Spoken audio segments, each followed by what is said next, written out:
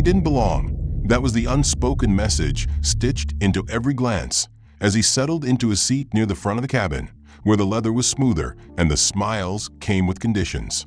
His skin, his stillness, his tailored coat, all marked him as a disruption in a space that thrived on silent hierarchies.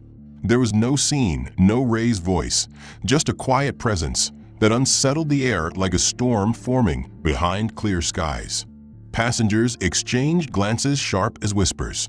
The crew adjusted their tones, offered courtesy dipped in suspicion. And through it all, he remained composed, not invisible, but underestimated. They measured him by his color, not his clearance. By his silence, not his strength. What they saw was a passenger out of place. What they didn't see was that he carried more authority than anyone else on that plane. This isn't just a flight, it's a reckoning hiding in plain sight. If this drew you in, hit like, subscribe, and let me know in the comments what part shook you most, and where in the world you're watching from. You haven't seen the real turbulence yet. The terminal buzzed with the usual friction of impatience and routine. Announcements echoed through the overhead system. A stream of flight numbers and destinations drowned beneath the churn of rolling bags, the slap of heels, and the impatient tapping of fingers on departure boards. At Gate 47B, a calm voice declared boarding for Flight 394 to Seattle, beginning with first-class passengers. Silas Dorsey stood from his seat without flourish. He adjusted the cuffs of his dark gray suit, checked the shoulder strap of his leather briefcase, and moved with fluid, efficient ease to the boarding lane. His tie was knotted tight, his shirt freshly pressed, his shoes mirror-shined. He looked every inch a man who belonged at the front of the aircraft. But his skin was the first thing that greeted judgment. He had known this moment was coming the second he booked the flight. Not because of any fear, because of experience. As he stepped into the jet bridge, the artificial chill of recycled air washed over him. He crossed the threshold of the aircraft door and was met by a woman who smiled at the older white couple ahead of him, but hesitated when he appeared. Marlene Haskett, blonde bob, crisp navy skirt suit. Her name badge caught the cabin lights as she gave Silas a look that lasted a beat too long. Not aggressive, just skeptical. Her eyes dropped to his briefcase, then slowly climbed to meet his gaze. Her smile faded. "Sir, one moment," she said, her hand extended toward him. "I need to verify your seat assignment." Silas nodded once, neutral. No confusion, no resistance. He reached into his inside jacket pocket and handed her his digital boarding pass, which had already been scanned at the gate. She tapped her tablet, a small crease forming between her eyebrows. Behind Silas, the next two passengers waited. A man huffed. A woman shifted her weight, clearly impatient. Marlene's eyes remained locked on the screen longer than necessary. Then she looked at Silas again, her mouth drawn into a tight line. "Please step aside for just a moment. I need to check something in the system." Her tone was low, firm, and unmistakably directed. Silas moved to the side, his briefcase held close to his body. The other two passengers passed by him and took their seats without issue. Silas remained still, his expression controlled, posture relaxed but alert. He'd been here before many times. The questioning, the subtle doubt, the coded message behind the polite tone. He was being asked to prove he belonged in a space he had already paid for. Marlene finally glanced at the manifest and then at him. "All right, you can proceed to your seat." Her words were sharp with restraint. Silas nodded silently and moved to 1A. He placed his briefcase under the seat in front of him and settled in with calm efficiency. He didn't react outwardly, but he could feel it tightening inside his chest like a quiet rope drawn taut. As he sat, the whispers began. 2 rows behind, a man leaned to his partner and muttered something under his breath. A laugh followed. Silas didn't turn around. The low buzz of discomfort swelled in the silence that surrounded him. Marlene moved past him with a tray of pre-flight drinks, but offered none to him. She handed a glass of sparkling water to a woman in 1C and chatted briefly with a man in 2A. She did not glance in Silas's direction. The man in 1B arrived 5 minutes later. White mid-40s, expensive tan blazer, an air of annoyance as he double-checked his seat number. His eyes flicked to Silas, and something in his posture changed. He hesitated, said nothing, then sat stiffly, shifting as though adjusting to an unexpected inconvenience. Silas nodded in quiet acknowledgement, receiving none in return. The flight attendants continued their service. Silas watched them. He didn't seek interaction, but he noticed the choices. Marlene and her assistant, Drew, laughed quietly as they moved down the aisle, chatting with passengers, skipping him entirely. A third attendant, new and clearly junior, glanced at Silas with hesitation but said nothing, perhaps waiting for a cue. None came. Silas kept his hands folded on his lap. He watched the loading bridge retract, felt the plane shift. The captain's voice came over the speaker, calm and practiced. The jet pushed back from the gate. As the plane began to taxi, Silas looked out the window at the fading afternoon light on the tarmac. The seat beside him remained silent. The atmosphere in the cabin settled into a slow discomfort. The passengers had absorbed the message. Something about him didn't align with their expectations. When the second round of pre-meal service began, Marlene moved deliberately through the front rows, all smiling and easy rapport with passengers in expensive suits and luxury scarves. Yet again, she passed by Silas without a word or glance. He sat unmoved, eyes ahead, hands folded on his lap, resisting the urge to shift his gaze toward her. He would not chase the civility he was due. His composure had not cracked, but Marlene's disdain had not softened. It sharpened. As she made her way down the aisle, Drew, the younger flight attendant with a buzzed haircut and overconfident grin, glanced back at Marlene after handing a tray to 2C. They exchanged a look. Marlene's eyes cut toward Silas. She tilted her head slightly. Drew nodded. Silas noticed. He saw the signal passed, unspoken but clear. They were about to escalate. Moments later, Marlene returned to the front, tablet in hand. She tapped it with exaggerated focus, then turned to Silas and stepped into the aisle directly beside him. Her stance was firm. Her eyes now held a quiet satisfaction. "Sir, I need to verify your seat assignment again." Her voice was louder than necessary. Her tone intentionally clipped. The surrounding rows grew quiet. A few heads turned. The man in 1B straightened in his seat, suddenly interested. The woman across the aisle paused mid-sip of wine. Silas slowly turned toward Marlene. His voice was calm. "You verified it earlier. I've been here since boarding.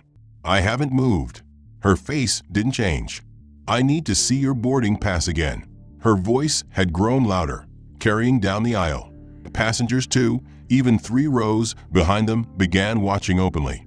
Silas could feel the crawl of humiliation rising in the back of his neck. He reached into his breast pocket and retrieved his phone. He scrolled to the digital pass and held it out for her to see. Marlene took a long moment staring at the screen, her lips pressed tightly together as if deciphering some ancient text. Then she tapped her tablet again. "I don't see this reflected in the current manifest," she said. Silas did not move. "I was scanned and cleared at the gate," he replied, voice still low, though his pulse had begun to climb. Marlene turned to Drew, who now stood just behind her, arms folded, watching. "Can you check the updated passenger list?" she said, loudly enough for the rows behind to hear. Drew stepped closer, leaned over her tablet, made a show of scanning. "I don't see him either," he said. "Might be a booking error." A murmur began to stir among the passengers. Silas could feel the weight of their gaze now, not questioning Marlene's judgment, but questioning his presence. He was no longer just an anomaly. He was now an interloper, a problem, a disruption. He could sense it in the way the man beside him slowly leaned away, the way the woman in 2C subtly lifted her handbag off the floor and into her lap.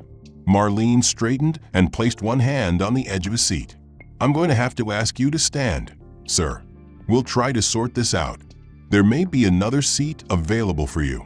The words were sterile, courteous on the surface, but they were a blade wrapped in ribbon. Silas didn't move at first. His breath filled his chest. He looked from Marlene to Drew. He thought of a moment he had been made to stand at the boarding door. He thought of the laughter he'd heard behind his back, the comments, the silence from the junior attendant. He thought of the nod from the man in 1B that had never been returned. Then, without a word, Silas unbuckled his seatbelt, lifted his briefcase from under the seat, and stood. As he stepped into the aisle, someone behind him cleared their throat. A single chuckle rang out from farther down the cabin. A woman muttered, "Unbelievable." Marlene gestured down the aisle, toward the back. Drew stepped aside with a grin twitching at the corners of his mouth. Silas began to walk. The aisle felt longer than it should have. As he passed each row, he could feel the eyes. They weren't surprised. They were satisfied. One more seat reclaimed. One less question mark. One less disturbance in the pristine bubble of privilege. The hum of the engine filled his ears as he walked, his shoulders square, his grip on the briefcase firm. At row 34, Drew gestured to an empty seat beside a couple with a toddler. The smell of disinfectant and overused air freshener wafted from the nearby lavatory. There was no apology, no acknowledgement of the downgrade, just a nod toward the seat and the hollow promise that they'd investigate the mistake. Silas sat down, placed his briefcase at his feet, and closed his eyes. His throat was dry, but he refused to ask for water. The child beside him cried. The mother rocked her gently, offering Silas a tired smile, which he returned faintly. He felt the press of humiliation not just on the surface, but deep in his chest. The space where resolve once sat felt bruised. The removal had been public, purposeful. He had been made an example of. That was the intent, not simply to remove him, but to expose him, strip his presence of legitimacy. The message had been delivered to the entire cabin. This is not your place. And that was the part that stung. Not the order to move, not even the lie used to justify it. It was the compliance of everyone else. The shared, silent agreement that he didn't belong. He reached the last rows where the hum of the lavatory fan was constant and the temperature uneven, alternating between stale heat and metallic chill. Drew pointed to an open seat in the corner by the rear bulkhead, wedged between the galley wall and a teenage boy with headphones. The tray table was worn, its hinges loose. The cushion beneath him had lost its shape. The lights here were harsh, unfiltered. Silas placed his briefcase carefully between his feet, sat down without complaint, and buckled in. Drew gave him a nod without eye contact and walked away. The teenager beside him glanced at Silas's shoes and coat, but quickly returned to whatever was blaring in his earbuds. From his peripheral vision, Silas could see the flickering screen of a racing game. No words were exchanged. The galley wall in front of him bore decades of scratches and scuffs, etched by countless bored fingers and neglected maintenance schedules. His new world was loud. The hiss of a lavatory door, the thud of carts, the clatter of latches being snapped shut. Every movement near the galley made his seat shake. The armrest to his left was sticky. He leaned slightly to the right to avoid it, keeping his coat from brushing against the plastic. His first-class seat, spacious, clean, distant from the engines, was gone, replaced by vibration and shadows. The first 20 minutes passed in silence, broken only by the rustle of snack wrappers and overhead bins being slammed. No one approached him. No one apologized. Eventually, Drew returned to begin beverage service in the economy cabin. He paused when he reached Silas, tapping his pen against the plastic cup in his hand. "Beverage?" he asked. His tone was flat. Silas nodded once. "Water." Drew poured from a warm bottle into a plastic cup and handed it over, the outside slick with condensation. No ice. No napkin. No eye contact. He moved on before Silas could say thank you. The taste of the water was faintly metallic. Silas drank it slowly, more to suit the dryness in his throat than out of thirst. He could still feel the eyes from first class lingering in his mind, their judgment echoing. He knew it was more than simple relocation. They had reduced him from someone who might have been a peer to a prop. A lesson. A warning. This is what happens when you take a seat they think belongs to someone else. Marlene passed through once, walking briskly down the aisle, her steps deliberately ignoring the man who had become invisible. but her eyes flicked toward him for a single second as she walked by. Not a look of concern, not a look of regret, a glance of satisfaction, confirmation that she had re-established control, that everything was back where it should be. Silas stared ahead, jaw set. He didn't react. The old man across the aisle coughed, then muttered something under his breath about troublemakers. The flight continued. When the food carts came down the aisle, Silas was skipped entirely. The teenager beside him accepted a snack box and began eating without looking up. A woman one row ahead noticed the omission and glanced back at Silas, her expression uncertain, as though deciding whether to speak. She didn't. The moment passed. Silas kept his hands folded. The hunger came and went. He ignored it. Time stretched. The hum of the engines deepened. The lights in the cabin dimmed slightly as flight attendants closed the window shades row by row. The rear of the plane never got truly quiet, but the noise faded into a steady, mechanical lull. Silas leaned back into the thin cushion. The pressure behind his eyes throbbed, not from exhaustion, but from the sheer effort of containing himself. He had endured worse in his life, but endurance was not immunity. The damage didn't vanish. It was absorbed, carried, stored in silence. The lavatory door slammed again, followed by a passenger bumping his shoulder on the way back to their seat. No apology. Silas didn't move. He stared forward at the galley curtain, slightly swaying with each tilt of the aircraft. He tried to think of something else. He tried to push down the shame, to bury the way it made him feel 14 again, walking into rooms where respect was never offered and always had to be earned twice over. He thought of how deliberate the whole act had been, how Marlene had made the public display just loud enough to embarrass him without crossing a line that could get her disciplined, how Drew played along like a well-trained accomplice. It hadn't been a misunderstanding. It was a reminder, a performance, and the audience had applauded silently with their silence. He looked down at the briefcase between his feet. It was scuffed on the corners, but the leather was still strong. Inside was a folder filled with papers he no longer felt like reviewing. Work didn't matter in this moment. Reputation didn't matter. Only reality did. And the reality was clear. He had been removed, dismissed, repositioned from someone of standing to someone of suspicion in less than 20 minutes, all without raising his voice or breaking a single rule. A young attendant passed by and briefly met his eyes. She paused as though about to say something, but a sharp voice from the front called her name. She turned and disappeared. Silas's shoulders sank by a fraction of an inch. Not defeat, just weariness. He looked at his reflection in the small plastic window to his left. The image warped slightly with the curve of the cabin wall. He barely recognized himself. It had merely shifted form, transforming from an overt performance into quieter slights, more insidious because they were no longer spoken aloud but acted upon with consistent, cutting precision. As beverage service resumed in the economy cabin, Marlene made a rare appearance near the back. She hadn't been seen since Silas's forced move, but now she glided down the aisle, smile rehearsed and tone light, exchanging small talk with passengers as if her previous actions were irrelevant, as if nothing had happened at all. She was carrying herself like someone who had won. Drew trailed behind her, smirking, playfully tossing packets of pretzels toward open hands. As they neared Silas's row, both of them grew quieter, their steps slower, their manner changed. They weren't serving now. They were surveying.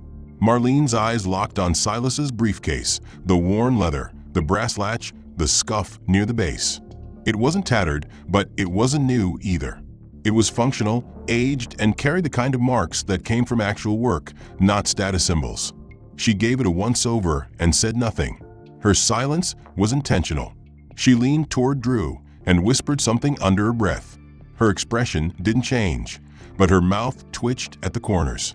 Drew chuckled softly, enough to be heard by the row across from Silas.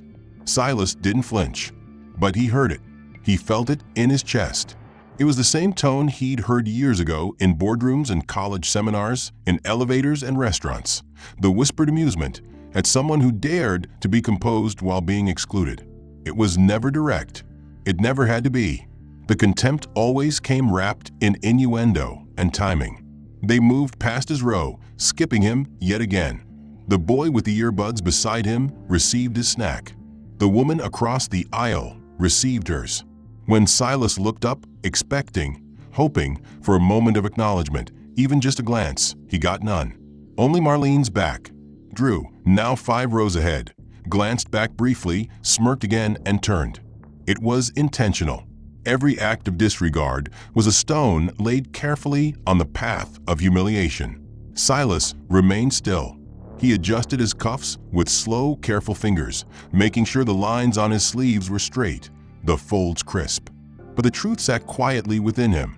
There was nothing he could do in that moment to reclaim his dignity without drawing attention to himself in a way they could use against him. Behind him, he heard Drew's voice rising, just a little too loud. "Some people think dressing up changes who they are," he said, addressing no one and everyone. "Makes them think they've earned something." Silas didn't turn around. He didn't need to. The message had been shaped for him, targeted by tone and timing. Marlene responded with a laugh, light, performative. "I've seen that briefcase style before," she added. "On sale, somewhere in the back corner of a strip mall boutique, probably held together with superglue." The laughter that followed was soft but unmistakable. It was a game to them, a power ritual. No rules were being broken, just boundaries being shifted. They were stripping him down piece by piece, not physically but symbolically, and doing it all from the safe space of innuendo and performance. Silas stared forward, keeping his hands on his lap, resisting every urge to look behind him, to challenge them, to fight back. The insult wasn't just about his briefcase. It was about his identity, his presence, his posture. They were mocking his effort to be prepared, to carry himself with professionalism. They were mocking his restraint.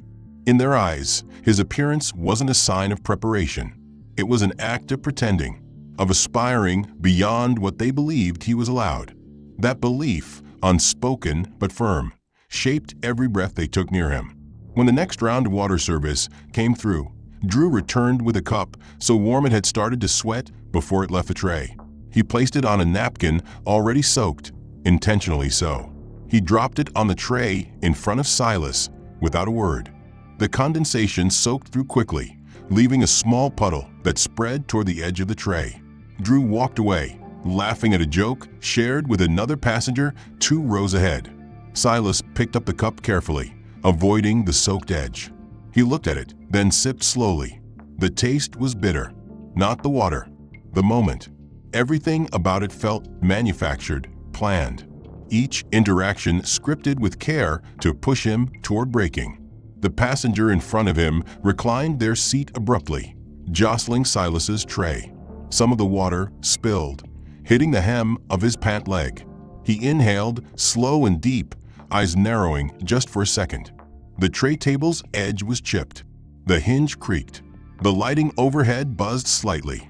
Every detail around him reinforced where he now sat and where he had been cast out from. Marlene passed by again, her face calm and unbothered, her eyes never acknowledging him. Behind her, Drew shot him another glance, like a nudge of a boot against someone sitting too close to the fire. The dance continued. There were no raised voices, no insults shouted, but each quiet, cruel moment was more personal than a slap. It was tailored, designed for a man who they believed wouldn't react, who wouldn't fight back, who wouldn't risk becoming the problem they were trying to pretend he already was. Silas closed his eyes for a moment and let the hum of the engines surround him. He imagined himself far away from the claustrophobic rows, from the artificial civility, from the hierarchy pressed into every fabric of the flight. He thought about the years he had spent building a career, the sacrifices, the quiet discipline, the rules followed, the credentials earned. None of it had protected him from being sized up, laughed at, and discarded within the span of a single hour. Not because he had done anything wrong, but because of how little they believed he belonged. What Silas had spent decades cultivating in his professional life, respect, credibility, quiet leadership, was now being stripped by strangers in less than 3 hours, piece by piece, and in full view of those who chose to see only what they were comfortable with. From her post near the galley, Marlene leaned back against the metal counter, her arms folded as she exchanged whispers with Drew. Her tone was hushed but animated. Every now and then her head tilted toward the back of the cabin, toward Silas. She spoke quickly, lips tight with false concern, like someone relaying a suspicious incident under the pretense of duty. Drew nodded with mock seriousness. One passenger, seated 2 rows ahead of Silas, glanced back discreetly. Another one further up nudged their travel partner. A narrative was being constructed, one that Silas could feel forming around him even without hearing the exact words. It had all the quiet rhythms of slander, too soft to quote, too sharp to ignore. He sat rigidly, refusing to shift in his seat, refusing to adjust his tie or run his hands over his face, as though even those subtle motions would feed the image they were shaping. The feeling was familiar. He remembered it from corporate meetings where doubts slithered in just behind compliments, from job interviews where his qualifications became curiosities, from elevators where silence spoke volumes. But this time it felt more public, more inescapable.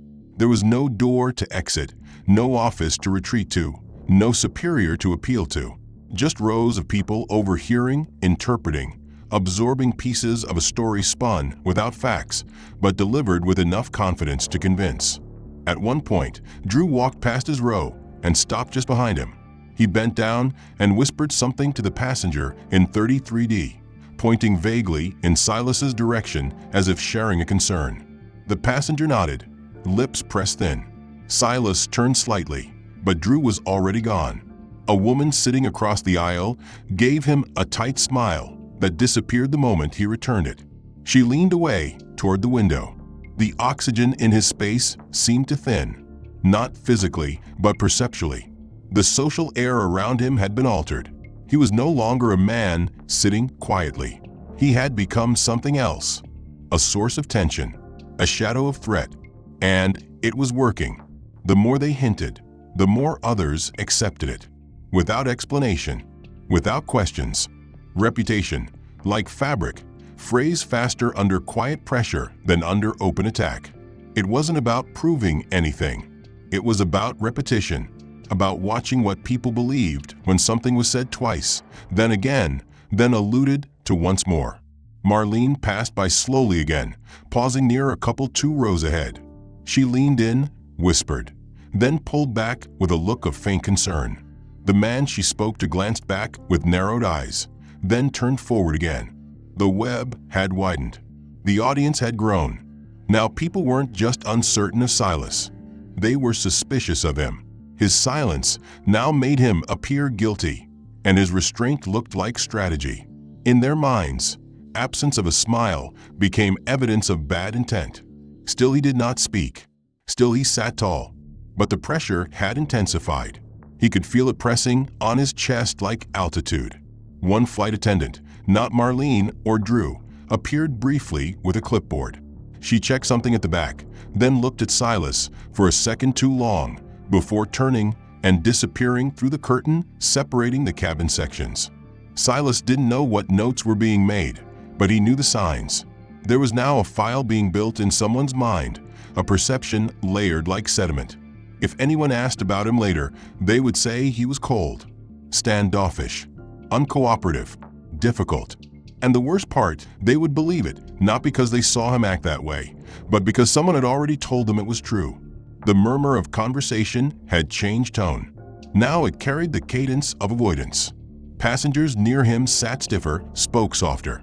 The teenager next to him removed his headphones and gave him a curious glance before adjusting his seat and angling his knees away.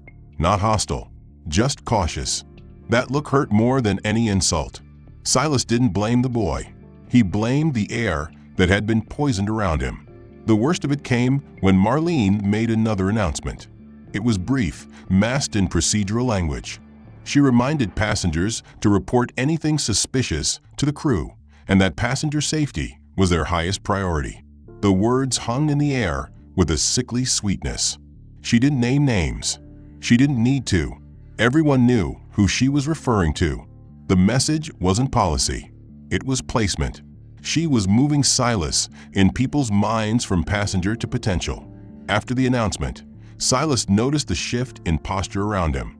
The man across the aisle now stared at him openly, his face unreadable. A woman clutching a book tightened her grip on the pages. Even Drew walked with more swagger, passing him with a smugness that had grown bolder, now reinforced by group belief. The truth no longer mattered. The perception had taken root. Silas breathed evenly. He focused on the rhythm of the plane, the distant hum of the engines, the rattling of the overhead bins, the scrape of shoes against carpet. He was being slowly, methodically erased, not from the passenger list, but from the category of fellow passenger. He had become a story others were telling, and they were telling it loudly, without words. In that moment, he felt a deeper pain, not just for himself, but for the countless others who had been through the same ordeal in conference rooms, in schools, in bank lobbies, in elevators, on sidewalks. Reduced to fragments, to innuendo, to shadows in someone else's narrative. Their reputations rewritten not with evidence, but with perception. He could not fight this. Not now. Not here. Fighting it would only confirm it in their eyes. He sat still in the dimly lit rear of the aircraft, near the constant hum of a lavatory fan and the squeak of food carts bumping down the narrow aisle. He had held himself in a posture of measured restraint since the moment he boarded. But restraint was not armor. It did not deflect the hurt, it only contained it. Now, even that was being tested. A quiet announcement from the cockpit stated that the crew would soon begin a second round of in-flight service. And as the cabin lights adjusted, the same pattern of performance began to unfold again. Drew made his way down the aisle first, full of artificial charm, greeting passengers with effortless cheer. Behind him came Marlene, her smile polished, her voice smooth. Neither had acknowledged Silas since they last passed him, but he knew they had not forgotten him. People like that didn't let go of the narrative they were shaping. They nurtured it. They grew it. This time, Marlene made a point of stopping at his row. She stood just beside his seat, holding a tray of beverages, eyes sweeping across the cabin before settling on him with clinical precision. "Would you like something to drink, sir?" she asked. Her voice was loud enough to carry several rows forward. Her tone was sweet, but edged. Silas looked up and answered plainly, "Water, please." Marlene didn't move right away. Instead, she looked at him as if re-evaluating whether to engage at all. Drew had paused several rows ahead and was watching. A few other passengers looked back. She finally reached over and handed him a plastic cup, this one filled to the brim and placed on a napkin already damp with condensation. The water sloshed slightly as she extended it, her hand poised just above the edge of his tray. Silas reached up to take it, careful, calm. But before the cup was fully in his grasp, she pulled it back, not fast, but deliberate. Her expression changed. Her smile disappeared. Her voice dropped. "Sir, you need to calm down," she said sharply. Silas blinked, confused. "I am calm," he replied, voice still even. But her accusation had already pierced the air. Several heads turned. People who hadn't been paying attention now were. She turned her head toward Drew, then back to Silas. Her face twisted into mock concern. "You're making other passengers uncomfortable." That statement broke something in the quiet order of the cabin. Suddenly, perception shifted again. Silas had gone from suspicious to volatile in their eyes. He felt it in the posture of the woman 2 rows ahead as she leaned into her husband's shoulder. He saw it in the frown of the man now staring at him from across the aisle. Before he could respond, Marlene stepped closer. "You need to lower your voice," she said. Her tone was louder now, cutting through the cabin. There was no voice to lower. Silas hadn't raised it. He had spoken calmly, with the same control he had held since the moment she stopped him from taking his seat in first class. And then, with a motion so sudden it felt impossible, she lifted her hand and slapped him. Not hard enough to knock him back, but sharp, clean, deliberate. The sound cracked through the narrow cabin space like a struck match in a quiet room. For 1 second, the plane fell into utter stillness. Even the baby too rose up, stopped crying. Even the engine hum seemed to retreat behind the weight of the moment. Silas didn't move. The side of his face stung, heat rising across his cheek in a bloom of pain and disbelief. He didn't touch the spot. He didn't flinch. He simply sat there, eyes locked on Marlene, breath held. She stared back, lips parted slightly, not in surprise but in assertion. Drew stood frozen. For the first time since the boarding process, he had no smirk. Around them, silence began to crackle into reaction. A woman gasped. A man muttered "what the hell" under his breath. The teenager next to Silas pulled out his earbuds, eyes wide. But no one spoke directly to Marlene. No one intervened. Not yet. Silas could hear the roar inside his ears now, but it wasn't rage. It was pressure. The pressure to remain still, to not retaliate, to not even speak. Because the rules were always different. He could be humiliated, insulted, assaulted. But if he pushed back even a little, he would fulfill their prophecy. That he was the problem. That he was a threat. That he was everything they had been whispering. He lowered his hands to his lap again, slowly, and looked away. Not out of defeat, but because he knew the power of restraint. He had lived by it for years, and now it was the only shield he had left. Marlene remained standing beside him for another 5 seconds, waiting, testing, watching. When he didn't react, she turned and walked away. She said nothing to the other passengers. No explanation. No apology. She disappeared behind the galley curtain, leaving behind only the echo of her action. Drew followed her, his steps uncertain now, his posture changed. The atmosphere in the cabin shifted. Tension had moved from Silas's seat to the rest of the rows. Whispers started again, but they were different now. Not amusement or complicity, uncertainty, fear, unease. Someone said she just hit him. Another said he didn't even do anything. But no one stood up. No one called the supervisor. The power of the uniform had done its job. It had justified itself. Marlene had vanished behind the galley curtain after delivering the blow, leaving the scene to cool like a stage after a shocking finale. Drew was nowhere to be seen. Silas sat motionless, his face still smarting from the slap, but his eyes now open, focused. For the first time since he boarded, the silence surrounding him did not come from fear or restraint. It came from choice. That readiness, the calm certainty that had begun to stir beneath the pain in Stage 6, now moved closer to the surface. For hours, he had endured in silence, his dignity reduced one calculated insult at a time. But now that silence was no longer submission. It was preparation. He reached down slowly, unbuckled his seatbelt, and lifted his briefcase from beneath the seat in one measured movement. Every motion was calm, deliberate. No one stopped him. The woman across the aisle flinched slightly as he stood, then relaxed when she realized he was not raising his voice or responding with anger. He stepped into the aisle, and the cabin seemed to lean toward him, drawn in by the shift they didn't yet understand. Silas turned toward the front of the plane and walked slowly, briefcase at his side, his polished shoes quiet against the carpet. He passed row after row, and for the first time, passengers didn't look away. They watched, some wide-eyed, some murmuring, a few with dawning comprehension that they may have just witnessed something very wrong. The very front of the cabin, first class, was now in view. Marlene reappeared from behind the curtain, mid-conversation with a seated passenger. Her voice faltered when she saw him approaching. The mask of control flickered for just a second. Silas stopped 3 feet from her. He didn't need to raise his voice. The cabin had quieted around him, and when he spoke, the words carried. "I need to speak with the captain." Marlene blinked, caught off guard. Her instinct was to respond with the same patronizing tone she had used all day, but something in Silas's voice stopped her.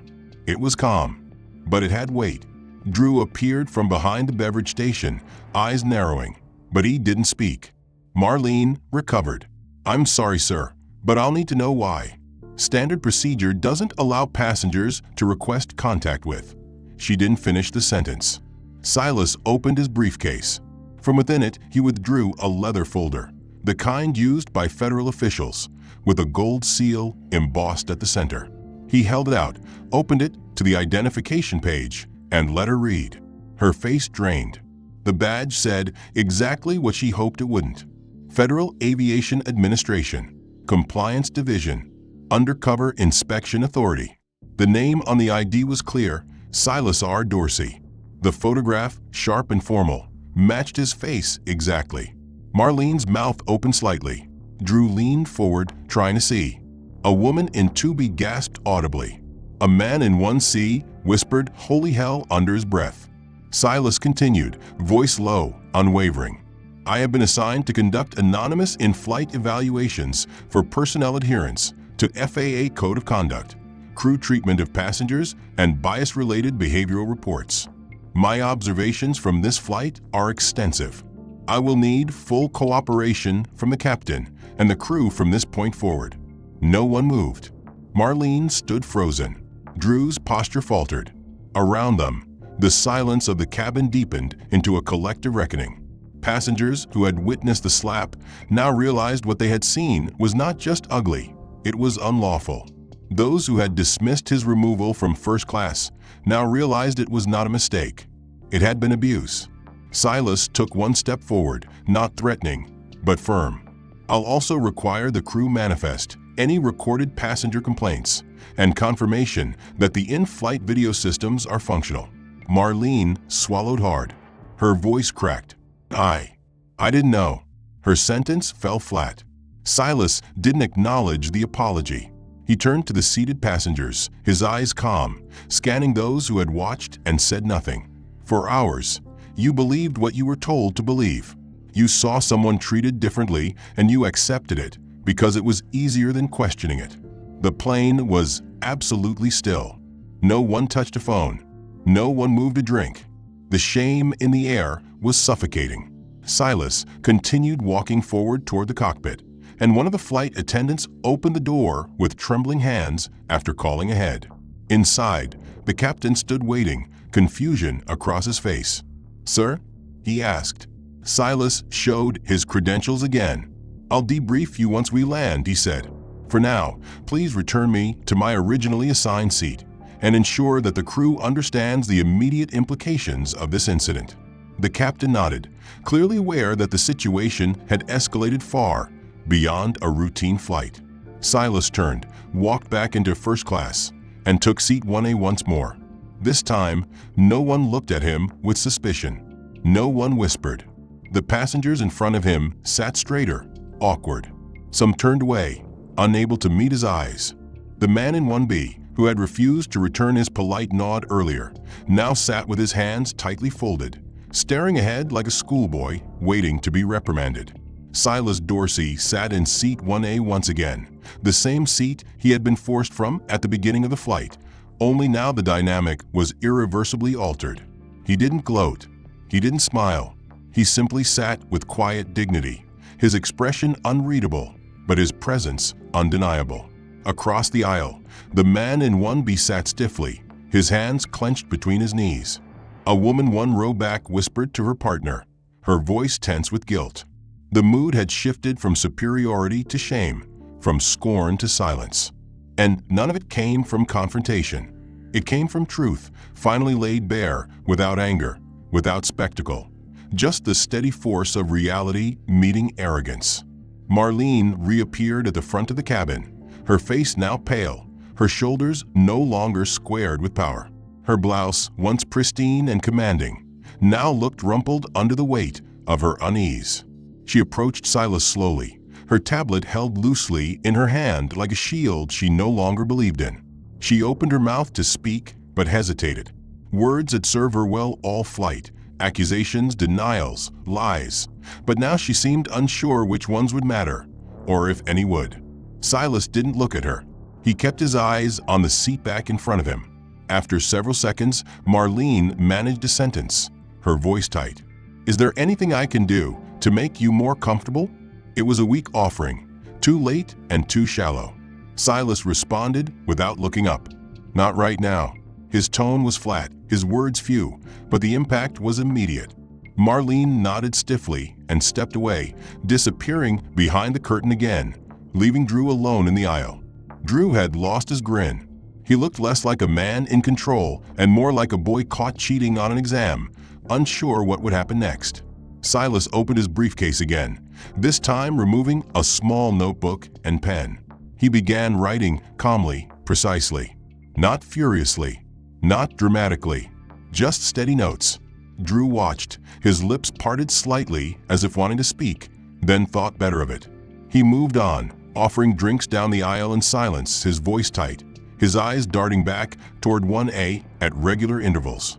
No more jokes, no more smug tones, only tension, now sharpened and slicing its way through every transaction. The passengers began to shift too. The couple in 2A and 2B, who had previously exchanged amused whispers about Silas's displacement, now sat with flushed cheeks and tight jaws. The man leaned forward as if to say something to Silas, then leaned back again, unsure. One of the junior flight attendants approached Silas with a drink tray, visibly nervous. She set a bottle of water and a warm towel on his tray table with both hands, murmuring that if he needed anything else, she would be nearby. Silas thanked her with a nod, and she disappeared without lingering. Even the ambient tone of the flight had changed. Passengers further back, hearing the shift through fragmented murmurs, grew quieter, more curious. Word had begun to travel beyond first class. Inside the cockpit, the captain and first officer conferred in low tones, their brows furrowed over protocol and damage control. The captain sent a message ahead to the arrival gate requesting ground security and a liaison from the airline's compliance division. The crew had clearly misjudged the situation and now faced consequences that stretched far beyond the confines of the cabin. For Marlene, the turning point was deeper than the threat of discipline. It was the unraveling of a carefully constructed illusion. She had believed her authority was absolute because it had been for years. She had believed her intuition about people, about who belonged and who didn't, was unchallengeable. Silas's presence had disrupted that foundation, and his silence had made her overplay her hand. The slap, the public accusation, the false narrative, each had been a rung on a ladder of control. But now she realized it had led to a drop, and she had walked straight into it. Meanwhile, Silas continued to write. He noted every interaction, every discrepancy, every deliberate breach of protocol. He wasn't just documenting for the FAA. He was making a record of a day when a uniform had tried to rewrite his worth and failed. A few minutes later, the captain emerged from the cockpit, smoothing his uniform and clearing his throat. He stood near row 1 and addressed Silas with calm respect. "Sir, if there's anything you need, before or after landing, we will make the appropriate arrangements." Silas nodded. "Thank you, Captain. I'll brief your team shortly after touchdown." The captain nodded, glanced once at Marlene through the curtain, and returned to the cockpit. Back in the cabin, the atmosphere had shifted from subtle scrutiny to something resembling reverence. Not performative admiration, something deeper. The passengers now understood they had misjudged a man not only in status, but in humanity. Some of them were visibly uncomfortable. A few cast lingering glances that bordered on apology, though no words were spoken. Silas noticed, but he didn't react. He didn't need their remorse. This moment wasn't about revenge or validation. It was about truth cutting through perception, about resetting the balance without theatrics. For the remainder of the flight, no one disturbed him. No one questioned him. The crew operated with mechanical precision, careful, muted. Even the toddler 2 rows behind seemed subdued, as if the tension had radiated down the aisle like static. When the wheels touched down and the aircraft rolled to a smooth stop at the Seattle gate, passengers sat unusually still. There was no rush to unbuckle or jostle for overhead bins. They waited. Silas stood only when the seatbelt light dimmed. He adjusted his coat, closed his briefcase, and stepped into the aisle. The passengers watched him in respectful silence, some stepping aside without being asked. Drew hovered near the door, eyes down. Marlene stood behind him, her expression unreadable. Silas gave them both a single look, not harsh, not gloating, just a look that made clear they were seen, not just by him, but now by everyone. The transformation was complete. Authority reclaimed not through force, but through calm exposure. Two airline officials greeted Silas at the end of the corridor, one holding a digital tablet, the other a sealed envelope marked internal. He handed them his report, gave a brief nod, and without ceremony, continued walking into the terminal. His stride never faltered. He had no interest in spectacle. He had come to inspect, and he had found rot in plain sight. Back inside the aircraft, the door sealed shut, and the cabin fell under internal review protocol. A third supervisor, flown in for this route's rotation, stepped aboard with a neutral expression and a precompiled checklist. He asked for statements from all crew. Passengers were informed via email within minutes of deplaning that an incident involving personnel misconduct was under investigation and that follow-up communication would be provided. The quiet hum of routine was shattered. Marlene, now seated in the jump seat near the forward galley, stared straight ahead. Her uniform, once crisp and sharp, felt tight against her collar. She was told to remain on board until further notice. Drew, hunched near the rear exit, had already sent a text to his union contact. His hand shook. In the operations center 30 minutes later, the gravity of what had occurred began to crystallize. Silas's report was reviewed by the compliance officer, then forwarded to the regional director. Multiple violations had been recorded. Racial profiling, failure to verify boarding documentation accurately, unauthorized use of physical force, falsified passenger complaints, and psychological harassment. Each line of the report was precise, impersonal, and devastating. Surveillance logs confirmed his boarding credentials were properly scanned. Witness testimonies aligned with his written account. Flight manifest logs revealed that the seat reassignment had not followed any documented protocol. What had once been theater disguised as policy was now laid bare in documented fact. Marlene was summoned into a closed-door meeting with the Internal Ethics Committee that same afternoon. She sat across from a panel of three, one HR representative, one compliance officer, and one representative from the FAA liaison team. Her eyes were bloodshot, her posture no longer poised but defensive. They asked her to recount the sequence of events from the moment Silas boarded. Her answers were fragmented. The questions came gently at first, then more directly. Why did you delay his seating despite confirmed credentials? Why was his service neglected multiple times? Why did you accuse him of being disruptive without a documented complaint? And then the final question, why did you make physical contact? Her answers faltered. She referenced training, intuition, passenger complaints that could not be produced. She tried to describe the slap as instinctual, a reaction to perceived threat. But there was no recorded threat, no raised voice, no aggressive movement. The cabin's internal surveillance had captured audio and limited visual coverage of the moment. The panel observed the audio log in real time, Marlene's voice escalating, Silas's remaining steady. Her case was crumbling. Drew's meeting was shorter. His complicity had been subtle but unmistakable.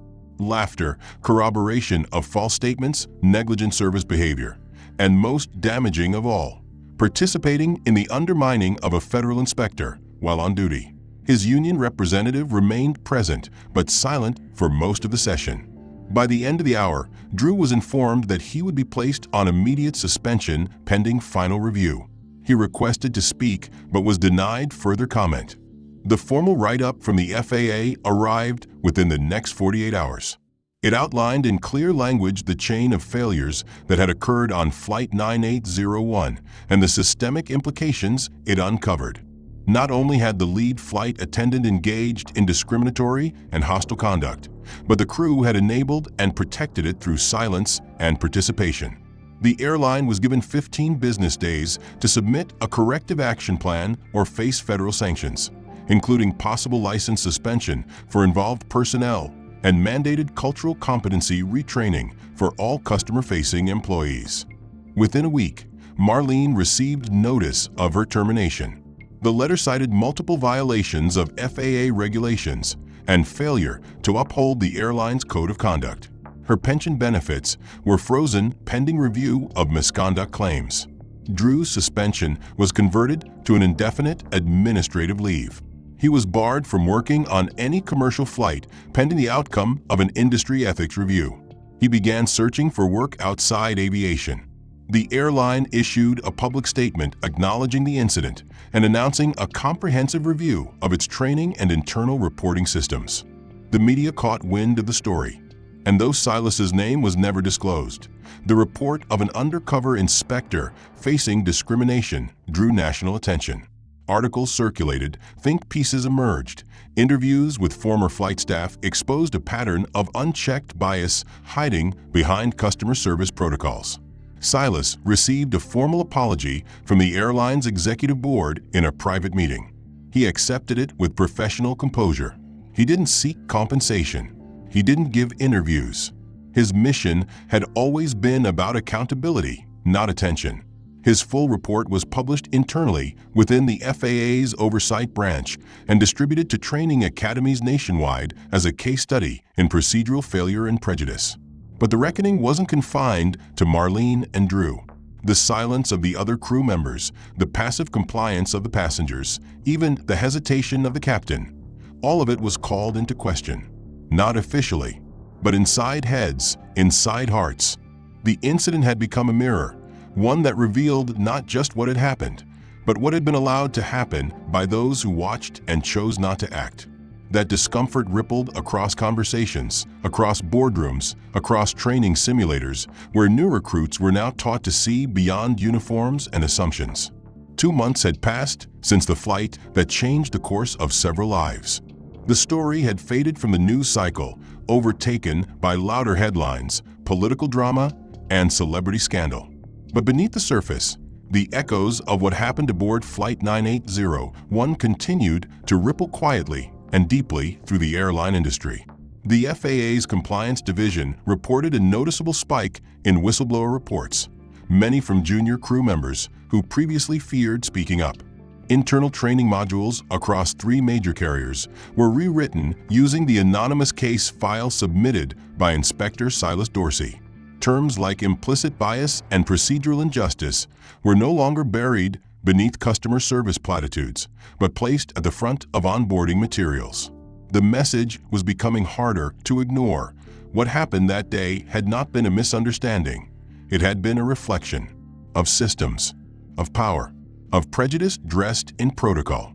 For Marlene Haskett, the days following her termination were a descent into silence she had not prepared for.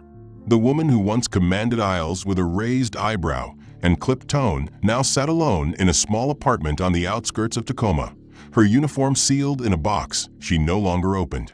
At first, she clung to resentment, to the belief that she had been betrayed by an overzealous inspector, a man who should have handled the situation privately.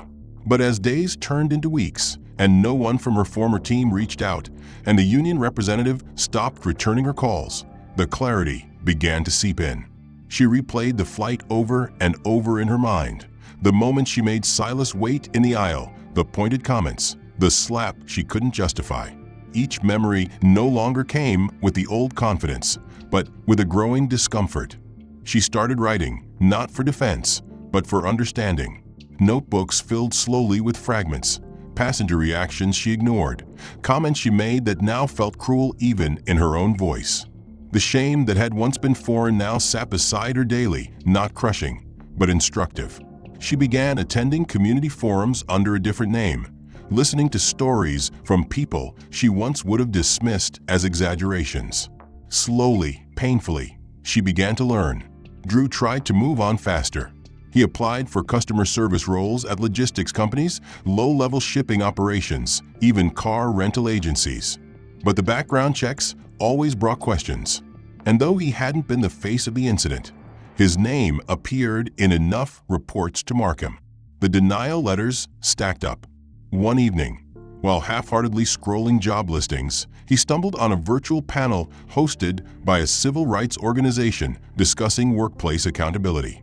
He clicked, intending only to eavesdrop, but sat frozen when the speaker referenced anonymous case studies. One story matched the flight exactly, and the speaker didn't yell. They didn't accuse. They explained. They broke down the mechanisms of complicity, the psychology of bystander behavior, the ease with which power warps everyday choices. Drew watched until the end. He watched the replay 3 more times that week. And for the first time, he wondered not just about what he'd done, but about why he hadn't questioned it. That shift didn't come with fireworks. It came with silence and a decision. He signed up for a local mentorship program, not as a mentor, but as a volunteer aide, sorting papers, setting up chairs, listening more than speaking. It was a beginning, not of redemption in grand terms, but of rebuilding one piece at a time. Meanwhile, the airline launched a shadow audit of its flight operations, using anonymous inspectors in regular rotations, not to catch people in the act, but to measure culture. It found patterns, some hopeful, some troubling. And those patterns began to inform policy, not just slogans. Diversity initiatives became tied to advancement eligibility. Crew evaluations began including anonymous peer reviews with a focus on respect and conduct. The change was slow, but it was real. The system had been shamed into self-awareness, and from that shame, new structure began to form. As for Silas Dorsey, he returned to work as quietly as he had always moved. He was offered a promotion, which he accepted not for prestige, but for reach. His new role allowed him to oversee a small team of traveling inspectors. He mentored them in the same quiet, focused manner he lived his life, without ego, without fear. He taught them how to observe without disrupting, how to remain calm when tested, and most importantly, how to document everything, because facts outlast voices. He never sought public recognition. He declined interview requests, but he accepted an invitation to speak privately at the graduation ceremony for the new class of FAA trainee evaluators. The room was modest, the audience small, but his words lingered long after he spoke them. He told them that the uniform was not the measure of power, that the badge did not make them right, that the job was not about catching people, but about showing the mirror, a mirror that didn't lie, a mirror that helped people see what they'd become. He reminded them that justice did not always roar. It often moved quietly, like water finding the cracks. After his speech, one young trainee approached him hesitantly. She asked him if he believed people could truly change. He looked at her for a long moment and then said yes, but not all at once, and not without seeing themselves fully first. People do not change because they're punished, he told her.